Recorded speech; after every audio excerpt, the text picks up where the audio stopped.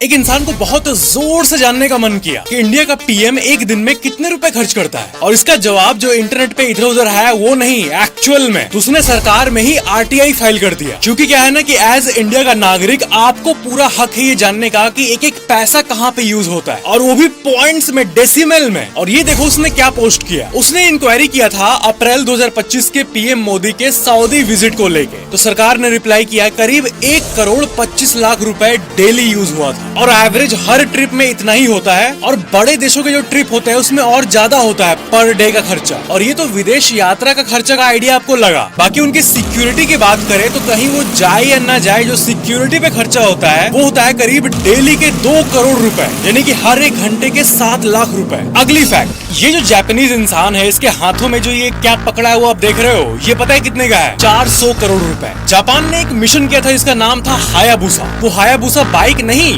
Hayabusa space mission. र्यूगो नाम का एक एस्ट्रॉयड है जो कि धरती के बराबर ही एज का है। 450 करोड़ साल पुराना एक एस्ट्रॉयड है हमारे सौर मंडल में। उसपे मैस्कॉट नाम के लैंडर को उतारा था, और देखो वहाँ का लाइव व्यू, लिटरली साइड में तारा दिख रहा है। अगली फैक्ट, उत्तर प्रदेश में एक 26 साल के इंसान की मौत इसलिए हो गई क्योंकि आप यकीन नहीं करोगे, किडनी फेल होता है तो डायलिसिस होता है, और डायलिसिस के लिए लगता है बिजली। तो रिपोर्ट्स में आप देख सकते हो इस इंसान का डायलिसिस हो रहा था, और हाफ डायलिसिस हुआ था कि हॉस्पिटल का पावर कट हो गया। घर में जैसे बिजली कटता है वैसा हॉस्पिटल में बिजली कट गया, और इसी के चलते उसकी मौत हो गई। अगली फैक्ट, कोई भी इंटरनेशनल एरोप्लेन में लाखों लीटर फ्यूल एक साथ रहता है। तो कई लोग ऐसे सोचते हैं कि ये जो फ्यूल होती है एरोप्लेन वाली वो स्पेशल होती होगी, 300-400 रुपए पर लीटर की। लेकिन मैं आपको बता दूं ये असल में डीजल जो है ना उसी का इक्विवेलेंट होता है। जो एरोप्लेन का तेल होता है एविएशन फ्यूल, उसका पर लीटर प्राइस डीजल के ही आसपास होता है। अगली फैक्ट, फिल्मों में हम सब शार्क्स का सीन देखते हैं, जैसे कि एक जॉज मूवी आई थी जिसमें भयंकर शार्क्स के सीन्स थे। तो आपको पता है उसमें एडिटिंग या वीएफएक्स यूज नहीं किया गया था, बल्कि ऐसे मॉडल्स थे, मैकेनिकल शार्क्स को यूज किया गया था। नेक्स्ट फैक्ट, भारत में अगर आप वैज्ञानिक बन गए, मान लो आपका इसरो में हो गया, तो आपको जो काम करना है वहाँ पे बहुत बड़ा है, प्रेशर बहुत ज्यादा रहेगा। और सैलरी कितने से शुरू होता है पता है? जो इसरो का मिनिमम पे है वो है 6 लाख पर एनम, 6 LPA, यानी वही 50,000 पर महीने। तो बात ये है कि जितना पढ़ाई लिखाई लोग साइंटिस्ट बनने के लिए करेंगे, उतना ही ऊर्जा अगर कहीं और दे दें तो इससे 3-4-5 गुना ज्यादा सैलरी कहीं और कमा सकते हैं। और यही कारण है कि भारत में बच्चे तो बोल देते हैं कि हम बड़े होकर वैज्ञानिक बनेंगे, लेकिन बड़े होकर जब रियलिटी पता चलती है तब पीछे हट जाते हैं। अब दुनिया भर में स्पेस की काम, अंतरिक्ष, मंगल ग्रह, ये सब का जो काम होता है इसको ग्रैंड काम माना जाता है, यानी स्पेशल काम। नासा की स्टार्टिंग सैलरी 2.5 से 3 लाख रुपए पर महीने। तो हम अपने आप को अमेरिका से कंपेयर तो नहीं कर सकते, लेकिन भारत में वैज्ञानिकों का सैलरी बढ़ना चाहिए, तभी तो युवा रुचि दिखाएगा। लाइक और सब्सक्राइब जरूर करना।